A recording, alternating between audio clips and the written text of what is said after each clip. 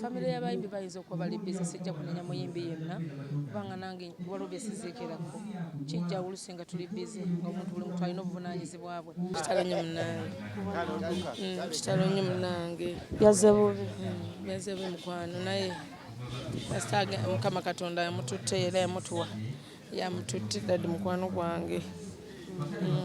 Daddy yani amannya ge era bulwadde Roscoe Minge badde kimuse badde ne pressure ne sukaali naye yafunamu kataaka kanaku ndoza nga 2 ne batugamba nti afunye pneumonia kati ne bamutwala mu ddwaliro lwakuba kitwebaza Katonda Daddy yafudde peacefully nga talaajanya.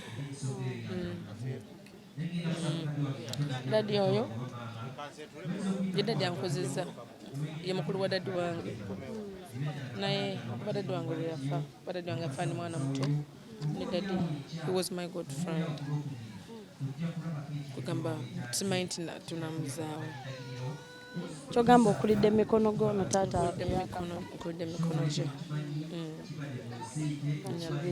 Taata ono ng'okyabeera n'ebiki bye wamuyigirako ebyo byogamba nti taata ngenda mumiisinga lwakino nakino. Daddy ngenda muyigirako obumalirivu abadde musajja mumalirivu nnyo nti bw'aba naakola ekintu ng'akisazeewo kyemala muyigirako abajja kikola. That is Kathy.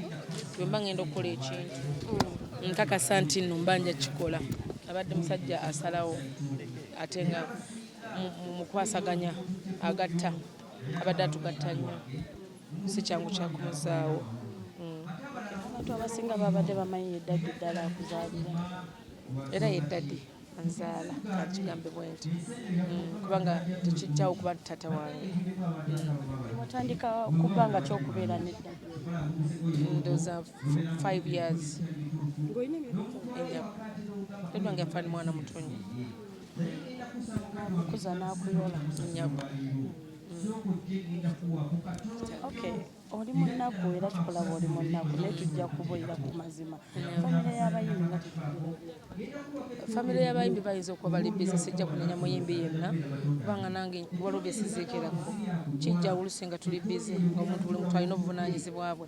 Na list yesterday mu lumbe baliwo abazze babadde abazze ne bandabako n'abamu abankubidde ku masimu beebali nnyo beebaliyo ddala naye bwe baba tebasobodde kutuukiriza si musango kubanga waliwo okufiirwa taata wo oluba omuntu nga nange nesisobola nga ndi committed somewhere.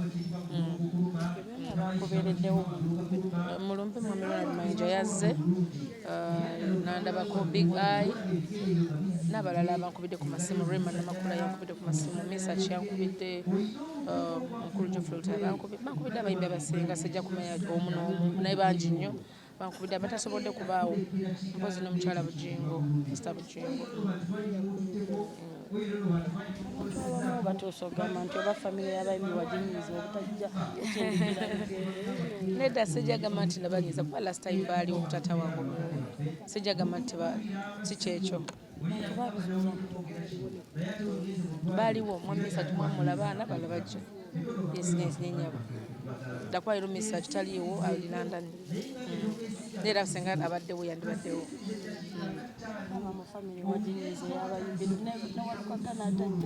bambi walukaga ebyaddala yankubidde ku ssimu sigamba nti yankubidde ebyaddala naye nangamba ali Masaka tagenda kusobola kubaawo nangamba ajja kundaba nga akomyewo si musango kino siyinza kulinenya muyimbi yenna tasobodde kubaawo kubanga bankubidde ku masimu kiraga babadde bumu nange.